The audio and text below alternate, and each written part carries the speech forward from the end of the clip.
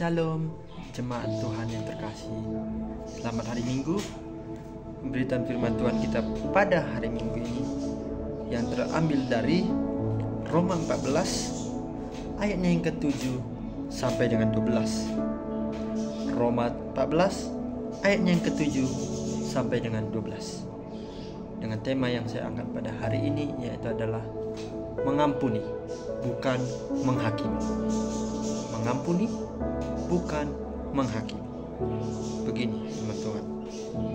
Sebab tidak ada seorang pun di antara kita yang hidup untuk dirinya sendiri, dan tidak ada seorang pun yang mati untuk dirinya sendiri. Sebab jika kita hidup untuk Tuhan. Dan jika kita mati untuk Tuhan. Jadi baik hidup atau mati, kita adalah milik Tuhan. Sebab untuk itulah Kristus telah mati dan hidup kembali, supaya ia menjadi Tuhan, baik atas orang-orang mati maupun atas orang-orang hidup. Tetapi mengapakah engkau menghakimi saudaramu? Atau mengapakah engkau menghina saudaramu? Sebab kita semua harus menghadap tahta pengadilan Allah. Karena ada tertulis, demi aku hidup, demikianlah firman Tuhan. Semua orang akan bertekuk lutut di hadapannya, dan semua orang akan memuliakan Allah. Demikianlah setiap orang di antara kita akan memberi pertanggungjawab tentang dirinya sendiri kepada Allah. Sampai sejauh ini pemberitaan firman Tuhan. Berbahagialah orang yang mau mendengarkan dan melaksanakan firman Tuhan dalam kehidupannya sehari-hari. Amin.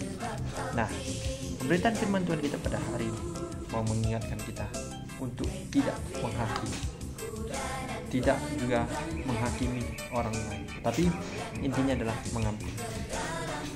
Suatu ketika ada suatu ilustrasi di mana ada satu orang mengatakan dia melakukan yang namanya penghinaan kepada saudaranya. Dia menghakimi saudara-saudara. Dan kemudian kita masuk. Nah, kita menyaksikan apa yang dilakukan saudara kita. Apa tanggapan kita? Nah, tanggapan kita sendiri adalah menegurnya. Menegurnya dengan cara berbicara baik-baik, mengatakan, kamu jangan menghina saudaramu, kamu jangan menghakimi saudaramu. Walaupun dia berbuat jahat kepadamu, ampunilah kesalahannya. Bakalan dia pasti akan bertobat pada suatu hari nanti. Tetapi ketika kamu kalau menghakimi atas kesalahan yang dia perbuat, itu sama saja kamu berarti tidak mengampuni. Ingat, firman Tuhan mengatakan bahwasanya Tuhan mengampuni kita, Tuhan tidak menghakimi kita. Oleh sebab itu kita manusia haruslah mengampuni sesama saudara kita, jangan menghakimi. Karena menghakimi itu sama saja dengan iri, dengki, kesombongan, dan lain sebagainya. Tuhan sendiri mengatakan juga, saudara kita itu kalau dia melakukan kesalahan, kita ampuni, kita berikan teguran agar dia biar supaya dengar-dengaran akan teguran yang kita perbuat tersebut. Karena kan di ayat 7 dikatakan bahwasanya sebab tidak ada seorang pun di antara kita yang hidup untuk dirinya sendiri, dan tidak ada seorang pun yang mati untuk dirinya sendiri. Nah, orang hidup itu tidak bisa sendiri. Jadi seperti kayak manusia itu perlu bantuan orang lain. Ya, ibaratkan kalau perkataan sosiologis adalah manusia membutuhkan pertolongan orang lain. Karena manusia itu tidak bisa hidup sendiri, saudara-saudara sekalian. Karena kalau mau melakukan ini, aku kok bisa kok sendiri kan? Kalau aku mau melakukan ini juga bisa kok aku sendiri. Tidak bisa. Seorang pun yang bisa melakukan itu, bisa kita bilang itu adalah hal yang wajar. Mungkin dia butuh sendiri, dia jadi tidak perlu bantuan orang. Tetapi intinya setiap orang pasti hidup tidak seorang diri, melainkan berdampingan dengan orang banyak begitu. Nah, begitu juga ketika kita mati, kita bukan mati untuk diri kita sendiri. Kita mati juga untuk orang yang telah berjasa kepada kita, orang yang telah membuat kita kebaikan, terutama juga Tuhan dalam diri kita sendiri. Karena juga dikatakan lagi di ayat 8, sebab jika kita hidup untuk Tuhan, dan jika kita mati kita mati untuk Tuhan. Jadi baik hidup atau mati, kita adalah milik Tuhan. Nah, sepanjang hidup kita itu ada pada Tuhan. Segala aktivitas yang kita lakukan ada pada Tuhan. Tuhan pasti bantu. Hikmat pengetahuan yang kita dapat daripada Tuhan itu bersumber dan membuat kebaikan kepada orang lain. Walaupun kita juga mati untuk Tuhan. Sekali lagi, hidup dan mati kita adalah, kata kuncinya adalah milik Tuhan itu sendiri. Jadi penghakiman itu akan datang di hari yang akan datang pulang suatu hari nanti. Ketika Yesus datang ke dunia ini untuk kedua kalinya, Tuhan akan menghakimi orang yang hidup dan orang yang mati. Ingat sekali lagi, kita hidup untuk Tuhan, mati untuk Tuhan. Jangan menghakimi, ampunilah akan kesalahan kita, sadarlah akan kesalahan kita. Karena Yesus telah membuktikan diri bahwa dia sudah disalibkan, mati di kayu salib, dan hidup kembali, membuktikan bahwasanya dia adalah Allah yang menjadi Tuhan atas dunia ini dan atas orang-orang yang hidup dan orang-orang yang mati. Tetapi pertanyaannya adalah, dikatakan ayat 10 bahwasanya, tetapi mengapakah engkau menghakimi saudaramu? Atau mengapakah engkau menghina saudaramu? Sebab kita semua harus menghadap tahta pengadilan Allah. Nah, kenapa? Pertanyaan pertama adalah tadi kan, tetapi engkau mengapakah engkau menghakimi saudara? Menghakimi itu tidak boleh. Menghakimi itu sama saja kita kayak seperti orang yang paling benar, orang yang paling baik, orang paling yang suci atau segala macamnya.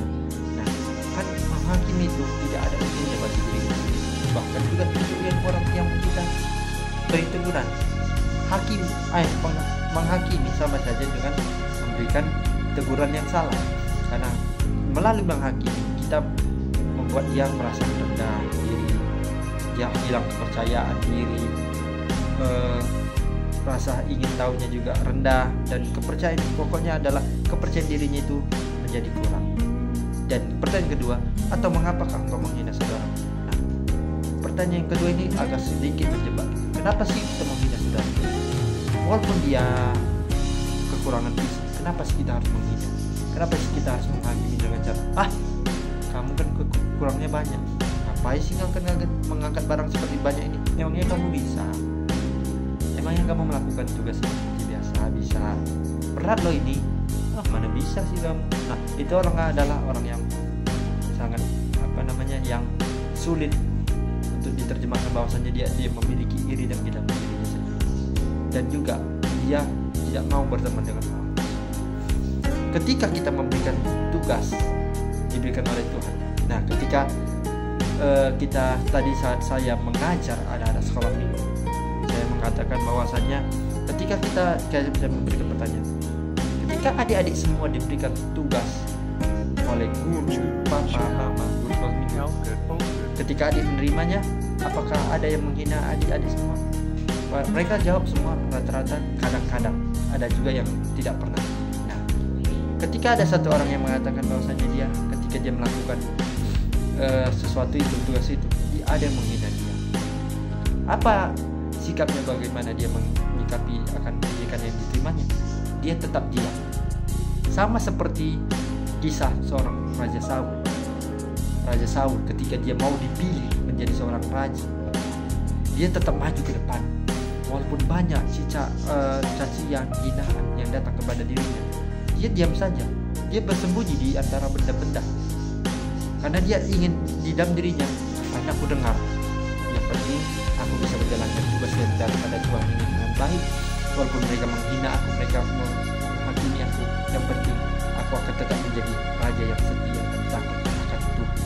Dan oleh sebab itu, kalau kita diberikan tugas, kita terima, walaupun ada banyak orang yang bilang, wah kamu tak bisa menjadi begini, ngapain kamu jadi ketua kelas, ngapain kamu nyanyi di depan, suara kamu kan jelek, kamu nggak cocok jadi pemimpin. Tidak usah didengar. Ingat perkataan Saul, ketika dia dihina, ketika dia dihakimi oleh teman-temannya itu menjadi seorang raja yang tulus dan baik, dia tidak mempercayai, dia hanya diam saja dan tetap tulus dalam hatinya, aku akan tetap maju menjadi orang yang raja yang baik dan bijaksana serta takut akan Tuhan itu sendiri. Karena juga teman-teman, tahta pengadilan Allah itu sungguh luar biasa, akan orang yang menghakimi orang yang bersalah. Ingat, mengampuni bukan menghakimi. Itu garis besar yang harus kita tanam dalam diri kita untuk tetap terus berbuat baik, mengampuni orang yang bersalah pada kita. Jika dia ada salah, kita ampuni, biar dia bisa mengampuni dirinya sendiri dan dia boleh sadar bahwasanya apa yang telah aku perbuat itu adalah salah dan dosa. Dan juga tertulis bahwasanya firman Tuhan itu genap dalam diri kita sendiri. Setiap orang yang percaya kepadanya bertekuk lutut, seperti yang dikatakan 12, bertekuk lutut untuk memuliakan nama Tuhan yang begitu luar biasa, serta memuji nama Tuhan setiap harinya. Dan juga dalam diri kita diberikan pertanggungjawab untuk tetap setia kepada ajaran Tuhan, tetap setia kepada Tuhan itu sendiri. Segala perintah Tuhan yang telah diberikan kepada kita, kita jalankan. Banyak orang yang menghakimi, tidak usah dengar, tetapi ikuti kata hatimu, ikuti dari dalam dirimu bahwasanya aku akan tetap maju ke depan, lebih to the future, untuk melihat masa depan yang lebih baik, walaupun banyak cacian, hinaan yang menimpa diriku sendiri.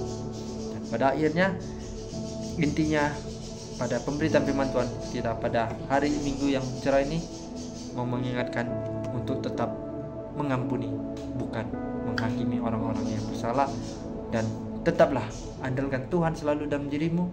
Laksanakan tugas yang apa yang menjadi dalam diri kita sendiri. Tidak usah dengar apa perkataan orang lain, mau itu cacian, hinaan, tidak usah dengar. Yang terpenting tugas yang kamu lakukan itu bisa berjalan dengan baik sesuai dengan kehendak dan rancangan Tuhan saja. Amin. Tuhan Yesus memberkati.